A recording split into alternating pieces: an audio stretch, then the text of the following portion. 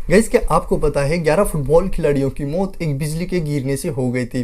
दरअसल ये घटना आज से लगभग 22 साल पहले यानी कि 1998 में अफ्रीका के कांगो फुटबॉल मैच में घटी थी। इस घटना के दौरान एक ही टीम के 11 फुटबॉल खिलाड़ियों की मौत एक बिजली के गिरने से हो गई थी, जबकि दूसरी टीम के किसी भी खिलाड़ियों को किसी भी प्रकार का कोई नुकसान नहीं हुआ था।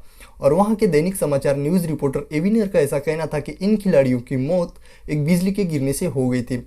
गाइस, अगर बिजली के गिरने से मौत होती तो एक ही टीम के 11 खिलाड़ियों को नुकसान नहीं पहुंचता। तो चलिए गाइस, आपके जो भी ओपिनियंस है कमेंट सेक्शन में ज़रूर बताएं। एंड ऐसी अमेजिंग वीडियोस देखने के लिए लाइक शेयर एंड सब्सक्राइब जरूर करें। एंड ये वीडियो आप हमारे इंस्टाग्राम पेज पर देख रहे हो तो इंस्टाग्राम को फॉलो करना बिल्कुल भी ना भूलें।